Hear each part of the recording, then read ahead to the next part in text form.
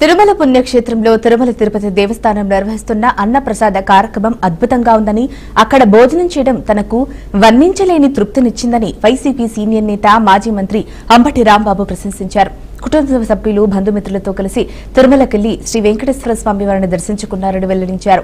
ఆ పర్యటనలో అన్నప్రసాదం స్వీకరించిన అనుభవాన్ని ఆయన ఓ వీడియో రూపంలో పంచుకున్నారు. ఇంత గొప్పగా ఈ కార్యక్రమం నిర్వహించడం ఎలా సాధ్యమవుతుందో అర్థం కాలేదని అన్నారు. ఈ వెంకటేశ్వర స్వామి దర్శనం చేసుకుని తిరిగి గుంటూరు వస్తున్నాను.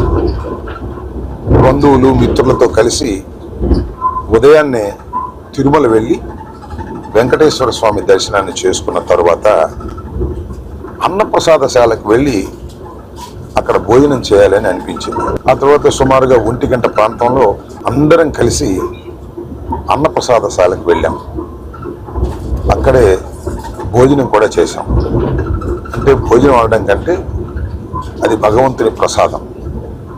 చాలా అద్భుతమైన భోజనం, అది చాలా రుచికరమైనటువంటి భోజనం. ఆ భోజనశాల ఎంతో నీట్గా మెయింటైన్ చేస్తున్నారు, హైజీనిక్గా ఉంది.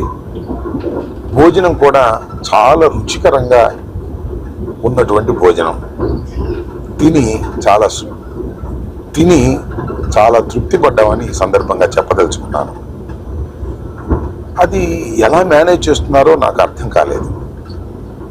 రోజుకి కనీసం 90,000 మందికి అక్కడ భోజన సదుపాయాలు ఏర్పాటు చేస్తారు.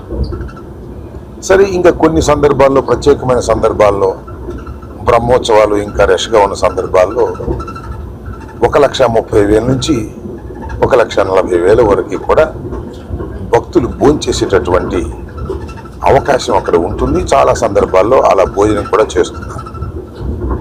రుచికరంగా భోజనం పెట్టడమే కాకుండా చాలా శుభ్రమైనటువంటి భోజనాన్ని పెడుతున్నారు. దీనికి దేశవ్యాప్తంగా